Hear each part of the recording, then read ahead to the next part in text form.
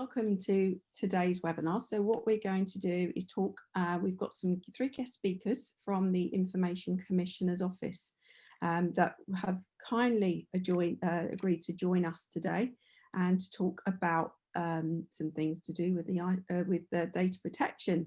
It is a really interesting subject and also a really essential subject as well for driver and rider trainers. We are dealing with people's data every day. It's an essential part of what we do and essential part of running our businesses.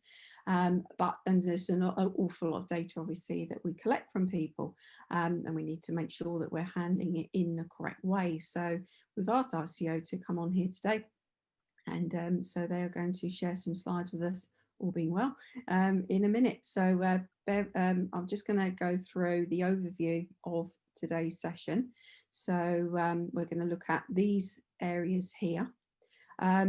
These are big subjects and in there on their own, and obviously we've got a limited amount of time today, so we won't be able to go into these in immense detail. They're just going to give you a bit of an overview of what each of these mean, and we would like you to put your questions in the Q&A box, and we will come to those at the end of the session. So we will come back to those at the end and go through and answer your questions. So we've got the chat box as well, so you can put your chats in there, but any questions that you want to ask us or ask RCO, please put them in the Q&A box. Thank you.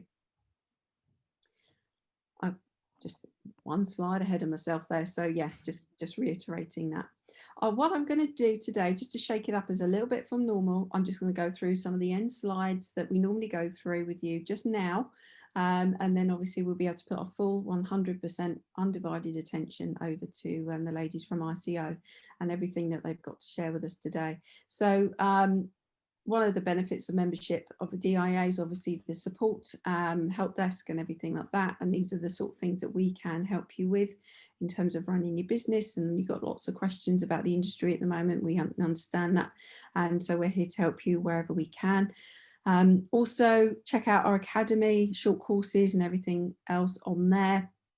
There are some free courses on there, and there's some short ones and there's some bigger ones, and lots of all of the recorded webinars that we've done are also on there as well. So make sure you check out those. And we've got some new dates for our virtual classroom standards check series as well from January. So we've also got those too. So if you're considering that, then have a little look on there and get yourself a place booked before the places go.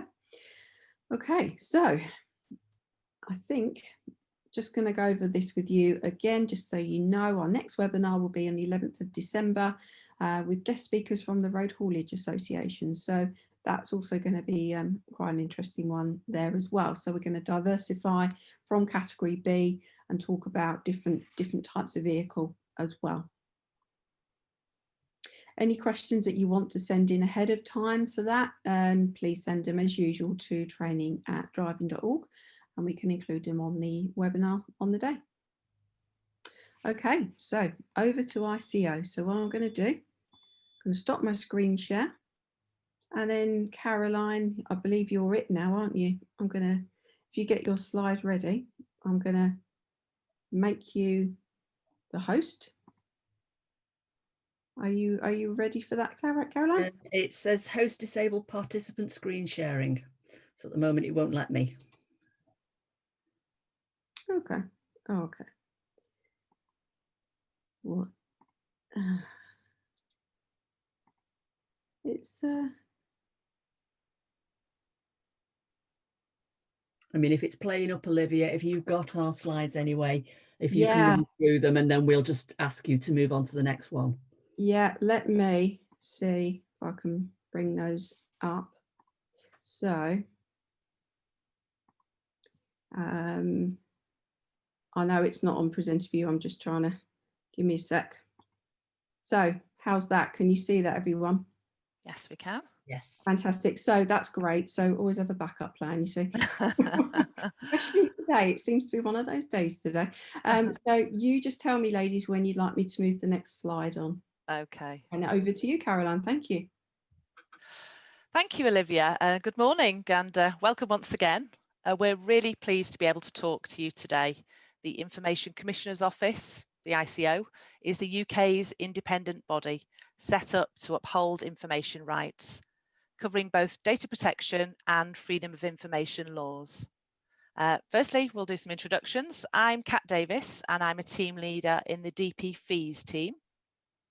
I'm Beth and Salmon. I'm a lead case officer in the Business Advice Services team.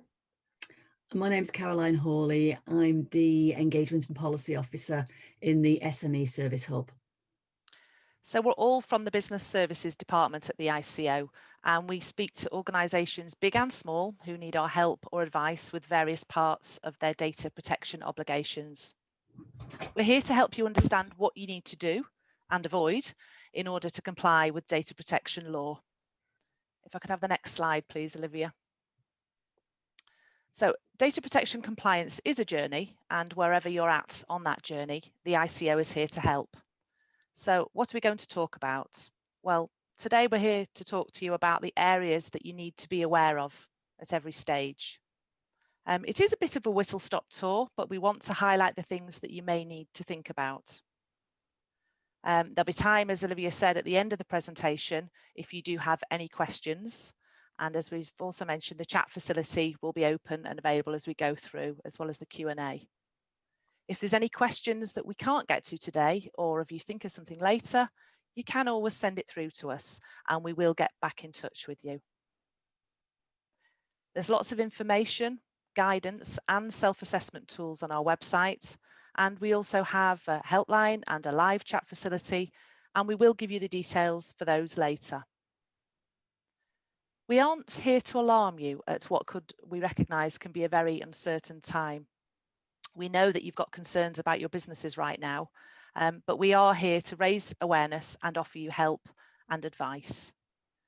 If you aren't teaching right now might be a good time to take the opportunity to review your practices and perhaps make sure you have everything in place. If I could have the next slide, please, Olivia. Thank you. Okay, so the first step on your journey is to ask yourself, what personal data do I hold? Well, personal information means any detail about a living individual that can be used on its own or with other data to identify them. It could be their name, could be information that specifically identifies them, such as the chief examiner at Hyde Test Centre. You need to think about the information that you gather in the course of your business. Could be student names and contact details, driving licence information, health data, test dates, payment information, such as bank card details, notes about strengths and weaknesses, and personal information your student may disclose when you're in the car together, information about family, gossip about their friends, some of whom may even be also your students. It is your responsibility to keep all that personal data safe. So it's important that you know what personal data you have and why you have it. You need to consider how you store it, how you use it, and when you should dispose of it. Another important thing to remember is that people have a right to know what information you hold about them and who you're likely to share with.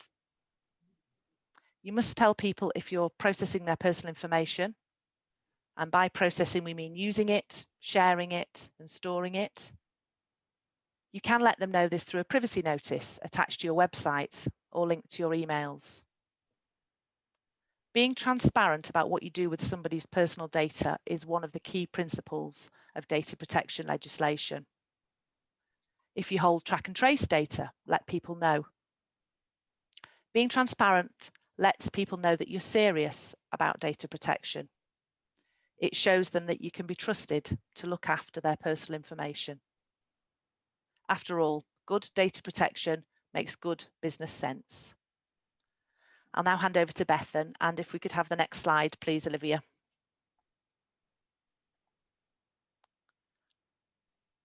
Thanks, Kat. So if you do hold personal data for your business purposes, which I'm sure you all do, you'll need to identify a specific purpose for holding it, and you'll also need to decide on what is called a lawful basis. So the GDPR does set out 6 lawful bases that you can use to justify holding personal data. I'm not going to talk about all of them, as a few of them might not be are unlikely to be relevant to you. So I'll just go over the relevant ones for your practices. So there's 4 that are going to be most likely to be considered by you as driving instructors, and that would be consent, contract, and legal obligation and legitimate interests. So if we just go over consent, so that's where an individual has given their specific consent for you to have their data. And if you are going to rely on consent, the individual would need to have a genuine free choice over this. So it shouldn't be a precondition of your service. Secondly, if you're going to rely on contract as the lawful basis for holding the information, that would be where you would need this information in order to fulfill part of a contract with the individual. So again, if that's some sort of contract between you and them in order to provide the lessons. There's also legal obligation. So this is where a law exists that requires you to have the data. An example of that might be if you need to keep certain information from people for tax purposes, and you may also need to take some information from people in order to comply with insurance requirements and things like that. And then there's legitimate interests, and that's where you can rely on that lawful basis, where you're using the data in ways that people would reasonably expect, and it would have a minimal privacy impact on the individuals. And if you're going to rely on that, when you'd need to balance the interests of the individuals with your interests as a what's known as a data controller. And there's the 3-stage test that you'd need to fulfill to establish if that's appropriate. So none of these lawful bases are more important than the others. So it's for you to establish which is the most appropriate based on your specific purpose for collecting the information in the first place. And we do have an interactive tool on our website that you can use. It will ask you a series of questions, and then at the end it will highlight the most relevant lawful basis for you to rely on. So we will provide a link to that separately at the end. If you can have the next slide, please, Olivia. So just moving on to special category data. So this is more sensitive information, and it requires a higher level of protection under data protection law. There are a few certain types of data that fall into this category, which a few of them are listed just on the right hand side of the slide there. But again, not all of them are going to be relevant to you. So we'll just go over probably the most relevant to your sector, which is potentially collecting health data, which would fall under special category data. Again, you might be collecting this information if you need to know about driving impairments or other information about people in relation to potentially insurance and things like that. So you'd need to establish a separate lawful basis on top of the ones we've just gone over. Again, there's further information on the website about special category data and the lawful basis you can rely on. Security breaches involving special category data can result in a higher risk of harm or detriment to the individual. So it's really important that you keep this type of all information secure, but special category data, there can be a more serious impact if in that type of information is compromised. So do make sure you're keeping it secure, and only collect it if you genuinely need it. So obviously at the moment we're dealing with the pandemic, and there may be, you might be thinking about potentially asking students to confirm if they're well enough to undertake their lessons, or perhaps, complete questionnaires in relation to it having any symptoms or anything like that. Again, we've got some advice on our helpline about what's appropriate to collect and not to collect in relation to health data here. And we would just say only collect what is necessary and proportionate. So think about, the contact you're going to have with the student and what you actually need to know. Don't keep it and record it unless it's absolutely necessary for you to do so. So, if it's just a case of asking them a question at the time, you don't necessarily have to write that down. Make sure that you're keeping it confidential. If anyone discloses to you that they have been having symptoms, or perhaps that they've even tested positive, making sure that you're not disseminating that further. Finally, just a kind of a brief touch on temperature checking. So you would need quite a high justification if this is something that you were going to consider. There's probably a less intrusive way for you to make sure that your students are well. So it's probably not appropriate to use temperature checking. But again, there is further details on this on the website. And again, we'll give you the link to that later on. So I'll pass you back to Kat now. And next slide, please, Olivia. Thank you, Bethan. So think about the personal information that you hold. We've talked about the lawful basis for having it, but you also need to ask yourself, do I still need it? There may be legal reasons why you need to hold on to some personal data, such as for HMRC. But if there's no legal obligation to keep it and you don't need it, don't keep it. The more information you have, the more information you need to look after and store. You shouldn't just keep information just in case. You're likely to have different types of personal information that you gather in the course of your business. So we recommend set a timescale for how long you need to keep that information and make sure that you can carry out regular reviews. You also need to consider how you dispose of the personal data you no longer need. If you have paper records that you don't need and they contain personal information, then make sure you shred them before throwing them away. That way you know others can't read them. If information is stored electronically, ensure you know how to delete it, and don't forget to empty your recycle bins. You may use backup storage, which is a really good idea if you hold your information electronically. But again, think about how long you need to keep this. Do you still need that old hard drive from 2009? But if you are getting rid of electronic devices, make sure that they're properly wiped or totally unreadable before disposing of them.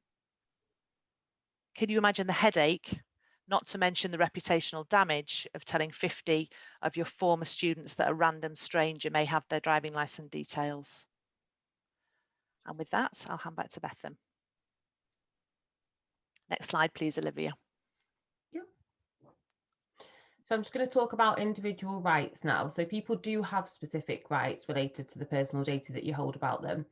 These include the right of access, which is where they can request the copy of what you hold about them. They've got the right to ask you to delete their data. They've also got the right to ask for inaccurate data to be amended. So there is a full list of what rights people have on our website. Again, we'll provide a link to that later on. So in order for you to be able to handle requests promptly, you need to know where the information is that you hold and be able to find it quite quickly. You'll need to make sure that you are deleting data when you no longer need it, as Kat's just mentioned, because it's important. If you're holding historic data, you'll need to respond to any requests. So make sure that you are deleting information after you no longer actually need it. Otherwise, if someone comes back in 5 years and does ask for a copy of it, you would need to provide it to them if you still have it. So the most commonly known and exercised right is the right of access, which you might have heard of, or subject access requests. And that's where somebody can request that you provide a copy of everything that you hold on them. And that type of request would need to be responded to within 1 month of the date you receive the request. So again, that's why it's important that you know what you have about people and where it is. Again, we've got links to dealing with subject access requests on the website, and we'll provide the guidance to that after the presentation. And as briefly mentioned earlier by Kat, individuals also do have the right to be informed about how you're using their data, and that's usually communicated by way of a privacy policy. So your privacy policy should include things such as the purpose and the lawful basis for why you hold that data. So that's going back to that first couple of slides that we spoke about. How long you're going to be keeping it for, how individuals can exercise their rights over the data, so what they should do and who they should contact to make a subject access request. And if you're going to be sharing the data with any other organisation, for example, if you have to share their data with the driving school, you as an instructor, or any other third parties, you should be putting that information within your privacy policy. So this information needs to be communicated at the time that you take their information. So it might be appropriate for you to have kind of a sheet with an overview of your privacy policy that you might hand over to new students, or I think Kat mentioned this earlier as well, having something on your email sign-offs, if that's the way that people sign up for lessons, or on your website. We do have a privacy policy template on our website that you can use to get you started. Again, we'll provide the link to that after. I'll pass you back to I'll pass you over to Caroline now, actually, she's not spoken. And next slide, please. Thanks, Bethan. So if we talk about now security and confidentiality, it's essential that you maintain the security and confidentiality of the personal data you hold. So if we can give an example just to back this up. You've got a student called Jo. She confides in you that she has mental health problems and suffers from panic attacks. You're going to make a note of this in your notebook because it's something you're going to need to be aware of, particularly in the run up to a test when it might be extremely stressful for her. Later in the day, you use that same notebook to show another student, Lee, a diagram of a roundabout layout. So while he's looking at your picture of the roundabout layout, he also sees in the notebook the note you made about Jo. You've shared her private information with Lee and you've breached her security and confidentiality. Worst case scenario, Lee knows Jo, they're in the same college group. There's a danger Lee could gossip about her, even if he's got good intentions and approaches her to offer her support. She might be really upset and embarrassed that he's got such sensitive personal information about her. So you can see that taking steps to maintain the security and confidentiality of the information you process is vitally important. So when you're looking at the information you have, think about who might be able to see it. For example, if you work from home, do you use the same device for storing your information that the kids are using for doing the homework or chatting to the friends? Does everybody in your household know your password, or is it really easy to guess? Are you leaving your papers and your notes out on the kitchen worktop where anybody could see them? If you can address this by getting into the habit of ensuring that all the personal data you process through the course of your business is put away in a secure location. If you do share an electronic device, have a separate folder, password protected, where you keep your business information, and make sure the passwords you use are strong passwords, particularly on devices that connect to the internet. And if you are using devices that connect to the internet for storing your business data, please use different passwords for different applications. It's also essential that you're aware of cybersecurity. I'm not going to go into that at length right now. Quite frankly, it's a whole webinar in itself. But if you take steps to make sure your devices are kept secure, so have firewalls, anti-malware in place. Cyber attacks are a real danger for small businesses, so have those measures in place. A good place to get information about that is the National Cybersecurity Centre website. If you do a search on the NCSC on Google, they are designed for small businesses, and there's loads of advice and tips on there how you can protect yourself online. Could I have the next slide, please, Olivia? So if something does go wrong, you experience a personal data breach. So a personal data breach is a security incident that affects the confidentiality, integrity, or availability of personal data. Effectively, something's gone wrong that's led to personal information being shared, changed, or lost. Now, it's your job to look after the personal data you handle. And if something does go wrong, you need to take action. You can't just bury your head in the sand. First thing you need to do is assess the risk. So let's think about an example, and this is something that happens a lot. You're sending a reminder invoice to a student that hasn't paid for the lessons. The student's name's Mark Smith. So you're emailing the invoice and you start to type the student's name into the email address bar, but your email address bar auto-populates with another Mark, a former student called Mark Jones.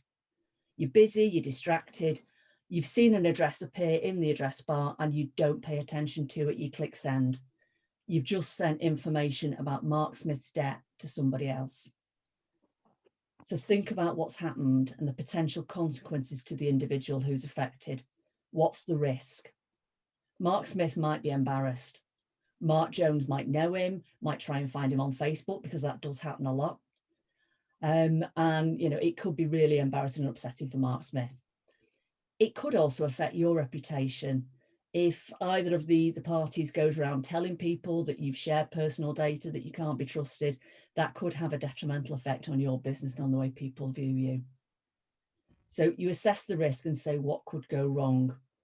You then need to take any steps you can to contain the breach. So this might be trying to recover the information or take steps to mitigate the risk to an individual. In this particular scenario, can you give Mark Jones a call or send him a follow-up email marked urgent? Just apologise, say, I'm really sorry, I've sent you an email, it wasn't intended for you, please can you delete it?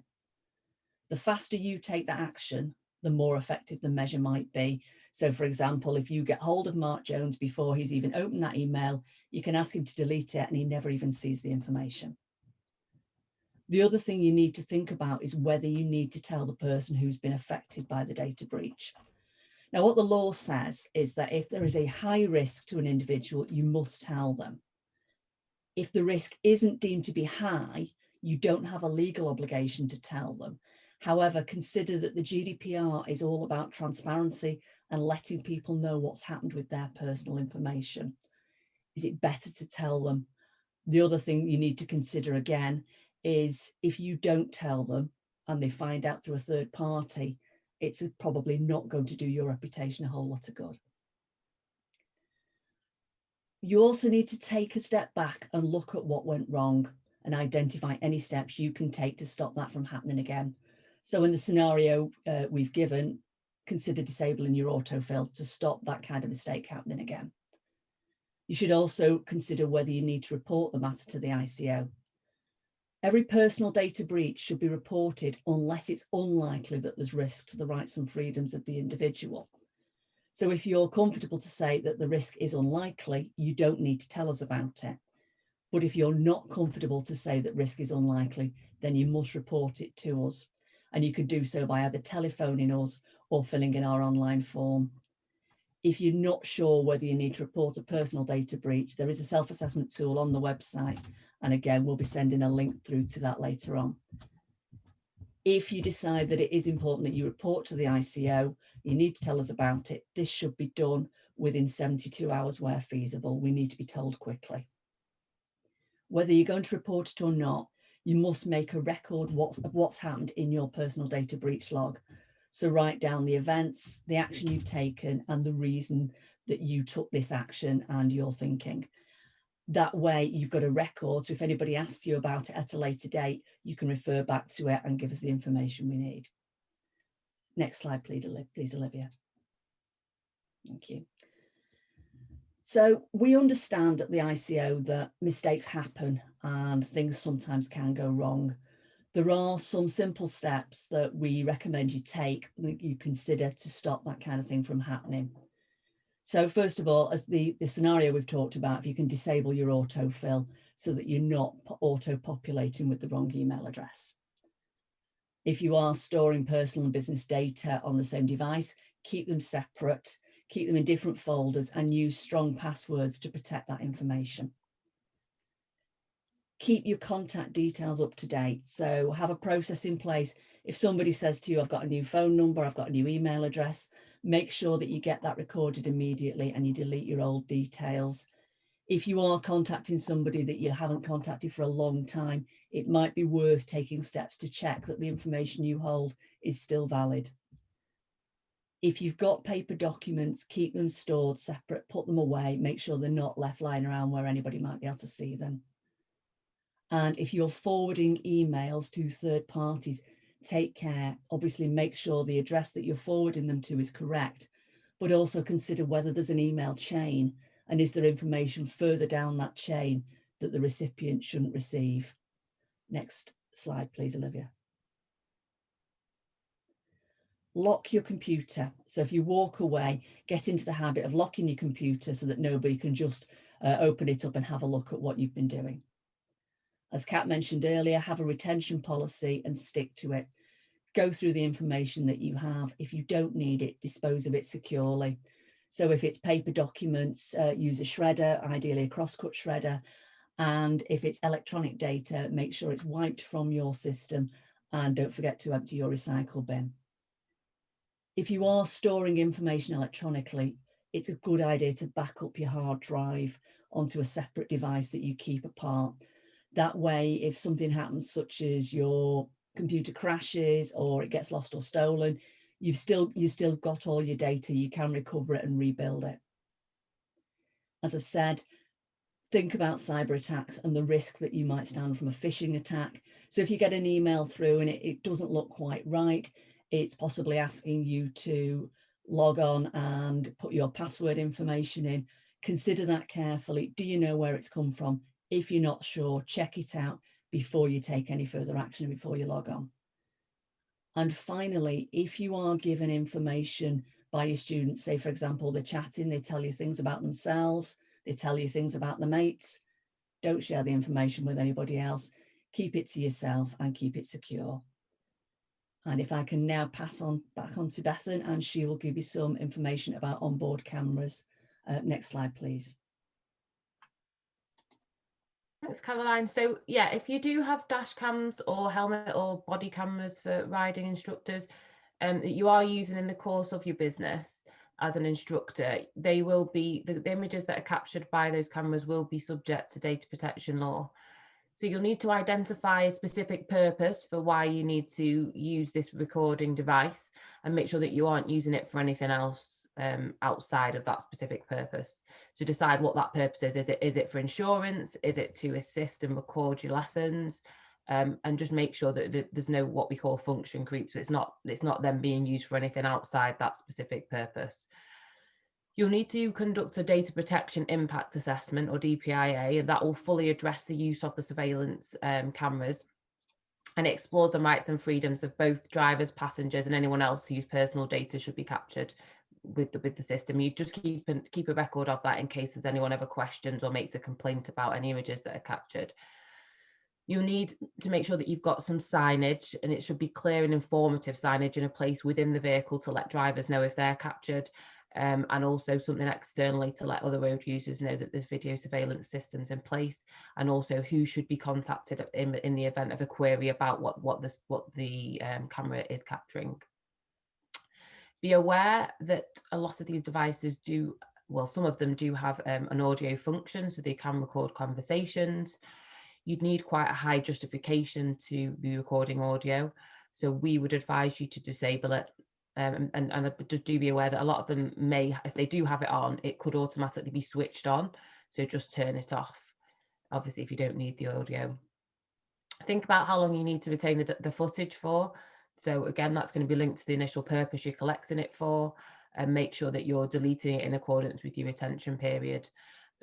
On that point, again, some of the systems do have automatic retention periods, so just check that that's appropriate. If it's too long, then make sure that you're taking the opportunity to delete footage that's no longer required at appropriate intervals.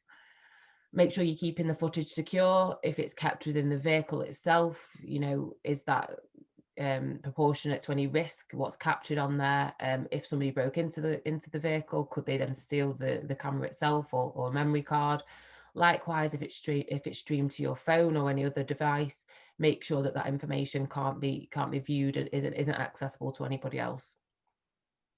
Make sure that you're handling the images fairly. So if you do actually share any of the images, for instance, if there was an insurance claim, make sure you're only sharing what is necessary in relation to the claim. So you wouldn't hand over all the footage that you have. Make sure that it's a proportionate what you're sharing, but also weigh up the risks of other people. If there's nobody identifiable, it's not a huge deal, but just do give it some consideration. Make sure obviously that you're switching the cameras off as well if and when they're not required, so it's not just constantly recording.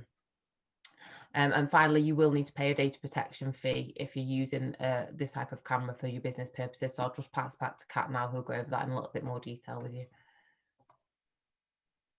Bethan, and if I could have the next slide, please, Olivia. So far we've talked about the need to identify what information you hold, why you hold it, how long you hold it for, and how long you keep it safe. But there is another obligation under data protection law, and that's that you may need to register and pay the data protection fee with the ICO.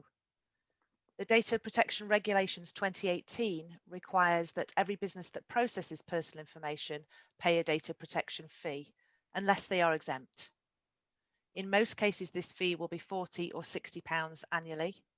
Therefore, if you process personal data and you haven't registered and paid the fee with the ICO, you will need to check to see whether you should. There's a self-assessment tool on our website that will help you with this, and the website address is on the slide as I'm speaking. We'll also make that available afterwards. And by going through the questions that are there, you'll be able to decide if you as an individual or on behalf of an organisation will need to pay a fee to the ICO. As Beth has mentioned, if you use a Dashcam or any body-worn camera, you trade or share personal information, or you maintain training records, then you probably will need to register. The data protection fee is a statutory fee and it is a legal obligation. If you do need to pay the fee and you don't, then by law, there is the potential that you could be fined, and the fine is up to £4,000 on top of the fee. Please note, obviously, these are very difficult times at the moment, and we know that many small businesses are experiencing these difficulties due to the COVID-19 pandemic. So if you think you need to pay, but you're not able to right now, please do let us know. And if I could have the next slide, please, Olivia. So how do I actually register if I need to? Well, the registration process is online or by our helpline should you need some support. The whole process only takes around 15 minutes to complete, and the cost of data protection fee depends on your organisation's size and turnover. There is a choice of payment methods, and for most organisations, as we've said, this fee is £40 or £60, and there is a £5 discount if you pay by annual direct debit. The registration is renewed each year, and we write to you just before the renewal date asking for confirmation of details.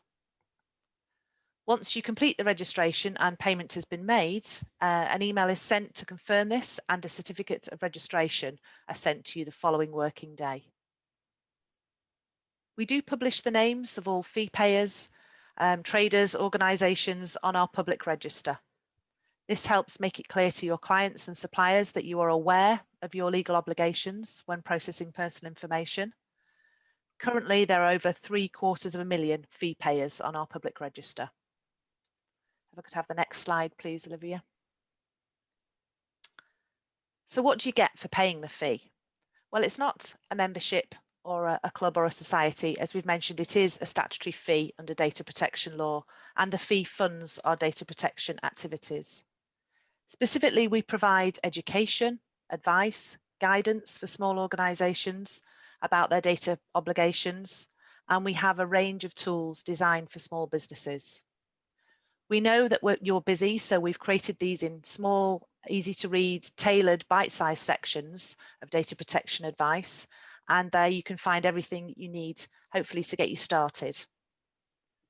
As I said, this can be found on our website, but if you do have any further questions, we run a dedicated service for organisations, including a helpline and a live chat facility, and this is open Monday to Friday 9 till 5, excluding bank holidays. Registering with the ICO shows that you're serious about protecting the personal data that you hold. It's a strong message for your customers.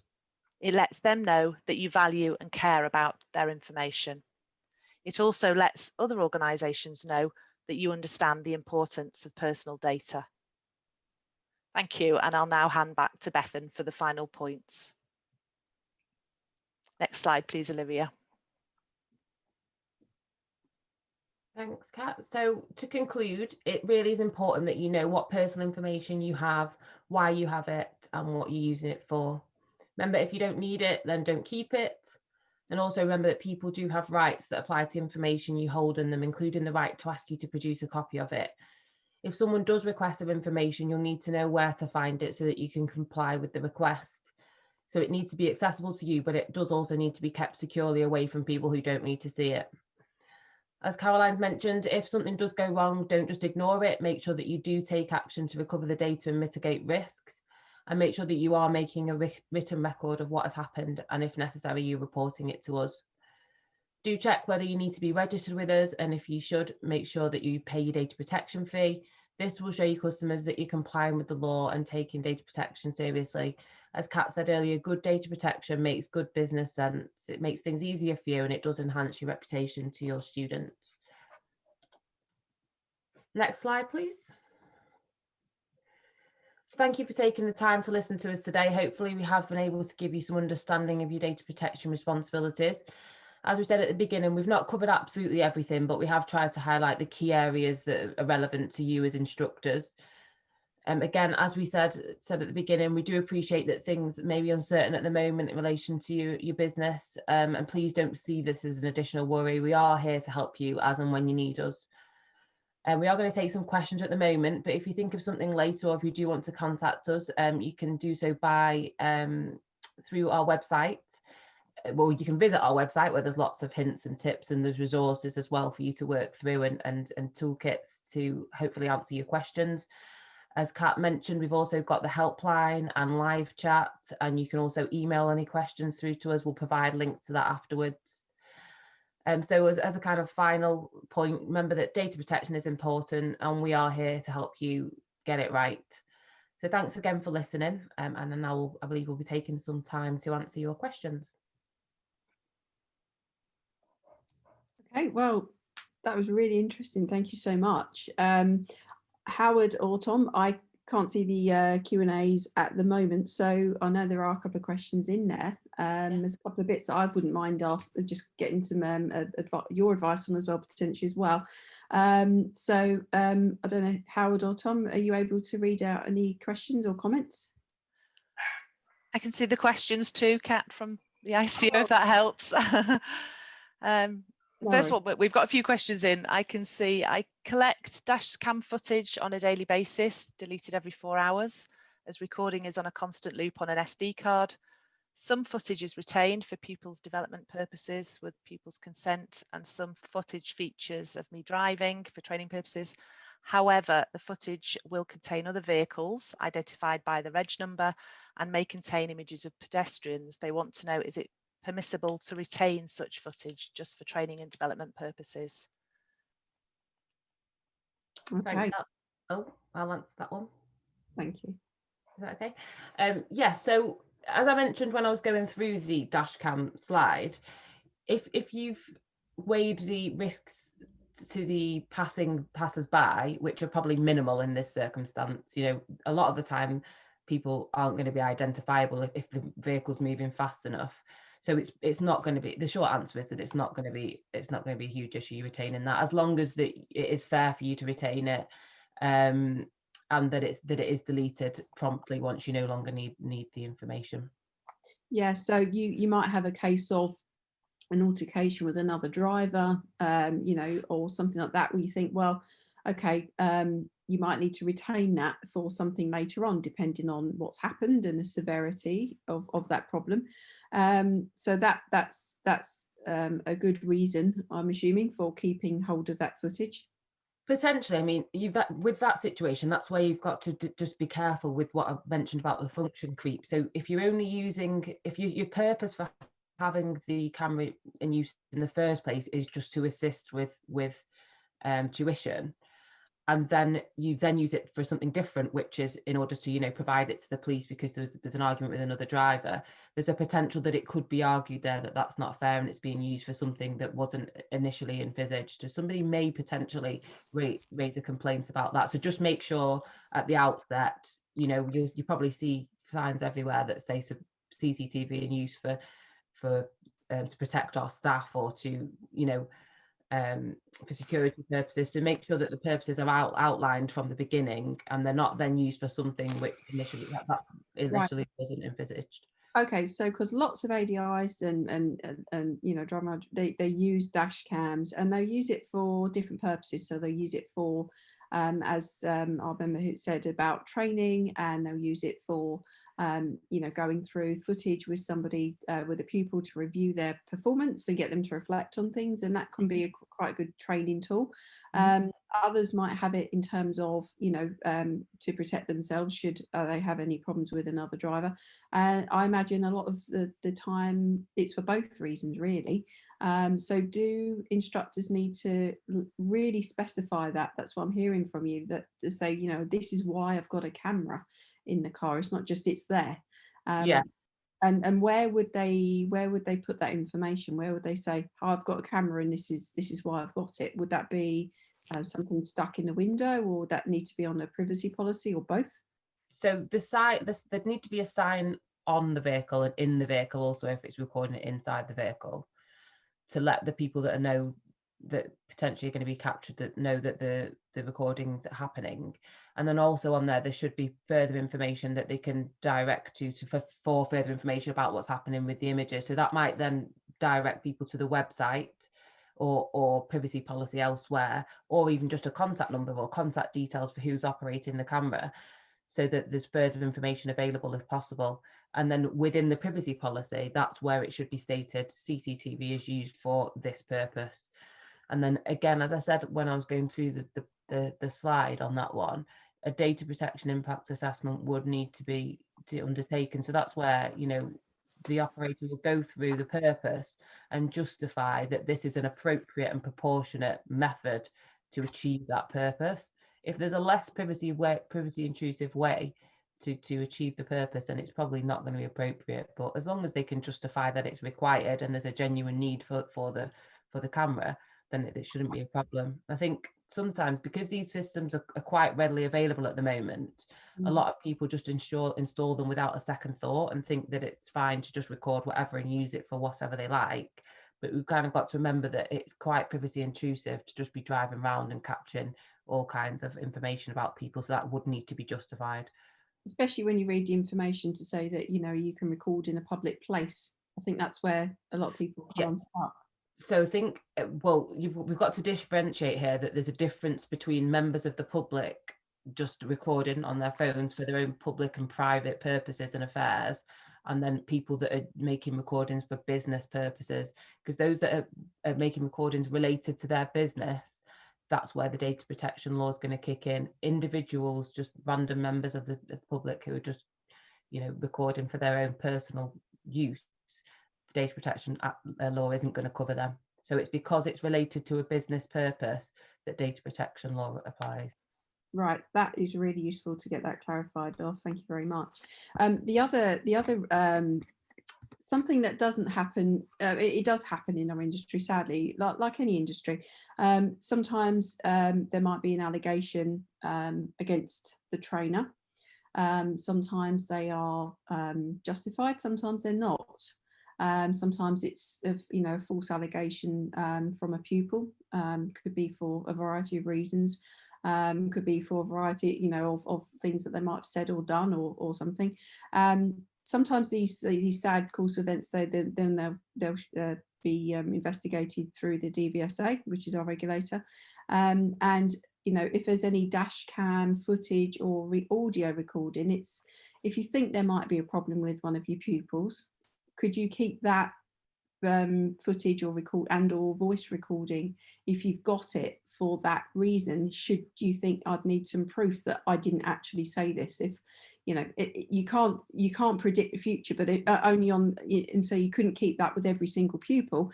But if you've got something where you had a bit of a exchange of words, or there wasn't something quite right, and you might want some defence because it's your word against theirs in the car, and you find yourself in front of the DVSA having to justify why you prove your innocence, then it's those sorts of things as well.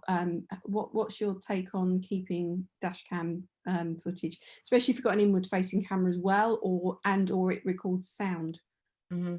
So again, these points of the initial purpose for the use of the camera would need to be justified before the camera is used. So right.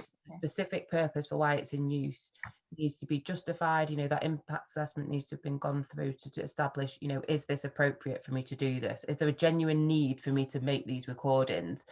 And if so, is there a less privacy intrusive way I could achieve this objective? If not, then I can justify using the camera, but I should only use it for this specific purpose.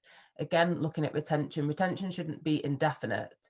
So they'd need to consider how long is appropriate for me to keep the footage in relation to that purpose. So if they're using it to monitor the lessons, that does come across as quite particularly privacy intrusive to me.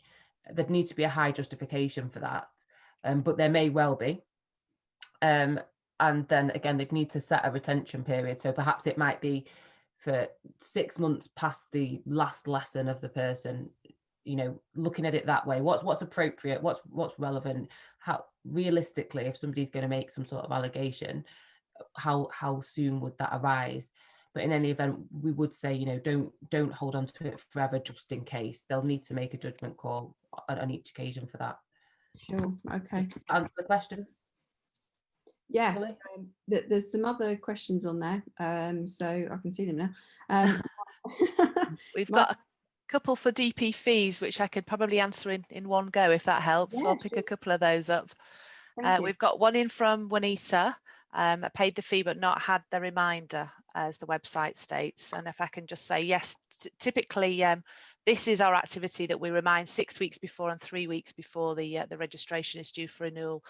We've taken great sensitivity this year because of the COVID-19 pandemic and haven't actively been following those up in the usual way.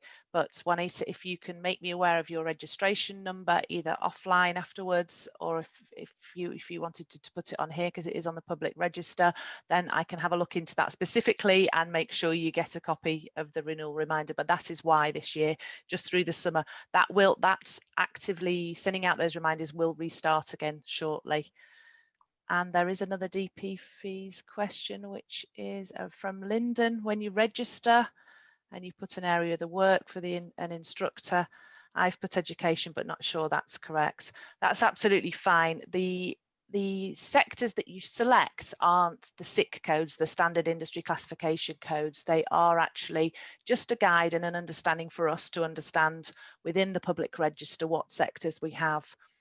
So you can either choose education, or there is an unclassified section that can fit in. So that certainly isn't a wrong answer either way. And like I say, it isn't legally binding in any way. It is just to help us understand who is registered on the public register. I hope that answers your questions. Okay, thank you. Yeah, we've got a couple of others. So someone's asked my understanding that providing a pupil's contact details, email address or phone numbers to a third party without their consent is a data breach. Does this mean I have to get their consent before providing it to NHS Test and Trace? Yeah, I'll take that one as well. So firstly, it's not a data breach to not ask people for consent to share their details. So that's kind of a common misconception. As Caroline mentioned during the presentation, the key aspect of data protection legislation is well, one of the key aspects is transparency and fairness. So what our guidance says on the website in relation to test and trace is that as long as people are aware that you will or could be passing their details on for that purpose, then that should be fine. You'd need to establish a lawful basis for it as well. But again, if I have a look at our coronavirus hub on the website, it talks you through under what circumstances you can pass the test and trace. But yeah, you don't need consent.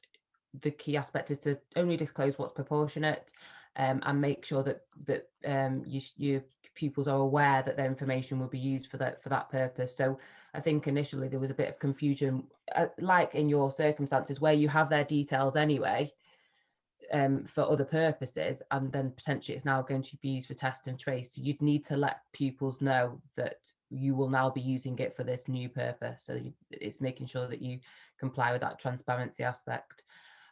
We will be providing the link to the coronavirus hub in afterwards, and you'll see in the hub that there's a section on testing, and in there it's got how, I think it's got steps to track and trace and what you need to consider and what the lawfulness is for providing that information. But as I say, you don't need consent. You need to be transparent and let them know that that's going to happen. Thank you. We've got a question about validating the authenticity of a NHS test and trace call. So you've got I assume this means you get a cold call saying, "Hey, I'm calling from Test and Trace. I want to contact you today because you've been, in contact with somebody that might have COVID-19, and obviously they're now requesting your data." I think that's how I've understood that question. I don't know if you have any feedback on that. That's not really something that we can kind of answer. It would be up to you to decide what you'd need to ask them, really, in order to validate it from them. It's kind of, yeah, in the case of anybody that called you, it would be for you to decide what questions you need to ask them. If you're not comfortable that it's them, perhaps ask them to try and contact you by another means if they've got that data. But yeah, it would be up to you to decide what you wanted to ask them, really. Okay, thank you. Let's have a little Juanita, I think, yeah, you've talked about the fee. So Jeff has asked, how long should or must I hold the details of a pupil's learner record? So I think we kind of covered some of that. So obviously for HMRC, for legal obligations, you have to hold it for a certain amount of years. But after that, as long as you've got no other need for it, no other sort of legitimate basis for it, which I couldn't see you would need to really, then you would need to then delete all of that. Is it the case, ICO, that you would? So, for example, you've got you've over the last 6 years, and that's an awful lot of data from an awful lot of places and pupils. Are we saying that we're going to need to keep all of that, or just things like, you know, I imagine it will be just things like you don't need to necessarily keep the pupil's name and address. It's more like I had, you know, this, you know, this pupil, and I had them, could be a first name or something, and you just kept the details, say did this many hours with them, they paid me this much, and you know, obviously so HMRC can work out your tax obligations. Yeah, so I'll tie this answer in with Maggie's answer, which is a little bit lower down as well, because it's similar. So it's all to do with retention. Yeah. So the data protection legislation doesn't set retention, doesn't have retention periods. What it says is that it's for the data controller, so you guys, to establish how long you need the data for, and then only retain it for as long as is necessary for that purpose. So if you're collecting it in order to facilitate lessons, and the lessons end, then you know, and you no longer require that information, then you should delete that information. As you've also said, there'll be separate obligations and also separate information, or certain parts of the information that you take from students that you'll need to retain and collect in the first place, perhaps just to comply with some other obligations. So perhaps that is HMRC, so for tax purposes. And then I think Maggie's mentioned a 7-year retention to comply with some sort of other regulatory aspect of kind of the work that you undertake. So if there's another regulation or law that says you need to retain certain information for a certain time frame, that's going to be something that you're going to use to justify retaining that information for that period of time. As you just said, Olivia, you don't need to hold everything though. So if you're just holding information for tax purposes, you only need to hold what information is required to comply with that obligation for the stipulated time frame. So not everything. If it's just the person's, I don't know, how much they paid for the lessons, as you say, and their name, that's all you need to hold for the 6 or 7 years or whatever it is that HMRC require, and everything else can be deleted if there's no longer a purpose to hold it. Does that make sense? I think, yeah, it does. I think it does. Hopefully it does to you as well, Maggie. Okay, Sophia, I don't know if we covered this one. I don't think so. I'm interested to know what the consequences of a breach besides the embarrassment and ruin reputation. I think you touched on that, didn't you? I mean, obviously the you did cover into that, but I don't know if you anything else you wanted to add to that. Yeah, I'll just take that very briefly because we're running out of time now. Yeah. Basically, the ICO does have powers. We can issue fines if necessary, if, for example, a very serious breach has occurred. However, if you look on our website, there is a list of action taken. It's not something we do on a regular basis. Our main goal really in situations like that is to educate, is to help, is to give advice. So if something's gone wrong, tell us about it. And if we can make suggestions where we feel you could improve, then we'll do that for you. We can even offer advisory visits if it's something you need to help improve your compliance and make sure that, you know, things don't go wrong in future. Thank you. If we could just do maybe one more from Jeff, that would be really good, and then we'll start winding down the session. So last question, Jeff's asked, you mentioned earlier about taking a pupil's temperature as possibly not being appropriate. Obviously, could you expand a little bit more on that? I think Jeff wants to know. Well, taking someone's temperature and or requiring them to provide that information, allow you to do that, could become particularly intrusive. I mean, there's probably another way for you to you know, confirm that they haven't got symptoms, but like perhaps sending a message out to all students just to say, if you are suffering from symptoms or you've got reason to believe that you may have picked up the virus, then not attending the sessions. The temperature itself essentially will give you an idea of their temperature. That's not necessarily confirming that they've got coronavirus. So that's where because of the privacy intrusive nature of taking somebody's temperature, it needs a high justification. And as similarly as we discussed with the CCTV things, if there's a less privacy intrusive way for you to achieve the same objective, which there probably is, you know, hoping that you can trust people to be honest and open with you, then I think you might not be able to justify it. Yeah, sorry, sorry. Yeah, I mean, thank you for the answer. I think from our point of view, I mean, we are very close contact. You know, we are sitting a couple of foot away at best in a car. We have the windows open, and all the ADIs on here certainly, and lots of ADIs will be, and rider trains to be very, very, you know, mindful of that, because obviously from a purely selfish reason, they don't want to catch it and take it home to their household. So that you know, there's lots of information that we've put out there for members this year, and also we got a COVID compliance mark, which they can download and fill out all the risk assessments and everything for free. Lots of ADIs will be contacting all the pupils beforehand and going through lots of things as well. But obviously, as we are like a close contact service, like if you go to a hairdresser, they'll say, you know, take your temperature at the door, or your dentist if your filling's fallen out, you're in pain, that type of thing. So as long as we say, look, you know, this is something I might do, would you mind? And we give them a bit of a heads up, which is what a lot of trainers do. Would that then be a problem? If they've agreed to it and they've said that, hey, I might do this just to ensure our safety for both you and me, would that be okay? I think that would be fairly reasonable, wouldn't it? Yeah, you just need to justify it, essentially. Yeah. So there's something specific. We have got a specific paragraph on this on our website, and what it is saying is it's particularly sensitive. It needs a clear justification, and you should make sure that it's necessary. So in you know, this is the same for everything, and same for all the health data that might be collected in the way it's used for COVID. It should be proportionate, and it should be necessary, and it should be fair. So be aware of that, and be aware that it does need a high justification, because it is particularly privacy intrusive. And then also think about recording that type of information. Don't record it if you don't need to. If it's just a red or a green kind of situation, then at that moment, and that's it, moved on. Then just don't, make sure you're storing it, because it's obviously, because it's sensitive, it could potentially have an impact if it's compromised. I don't see why people would need to record that. It's just, as you say, it's a red, amber or green situation, really.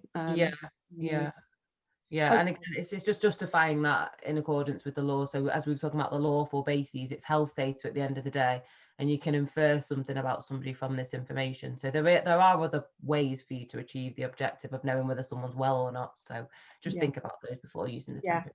I think from the ADI's point of view, you know, they want to exhaust all options to make sure everyone's as safe as possible. But yeah, so guys, you know, if you are doing that, then just make sure you're on firm ground with that. And make sure you let them know, you let your pupils know beforehand, you know, say that, and we put that in our ADI guidance, you know, I might take your temperature beforehand, sort of thing. Yeah. And do have a look on the website in this coronavirus hub, because there's a specific bit on temperature checking on there, and it just goes through the justifications. There's further reading on there for you, but it just reiterates what you said. That's really useful, thank you. Okay, well, thank you so much, ladies, for a really interesting session. We very much appreciate your time on here today and providing all that information. And so trainers listening in, as you've heard, that they're going to share lots of links. So they're going to provide that information to us, and then we are going to then send that out to you. So in the spirit of data protection, we're not sending all your emails out to them, so they're not going to send them to you direct. So we've got some links, and also they've asked if you wouldn't mind taking part in a little survey just to follow up from today's session. So be very kind, be very grateful if you could just fill out some feedback on this session, what you thought of it, and that would be very much appreciated. So thank you very much.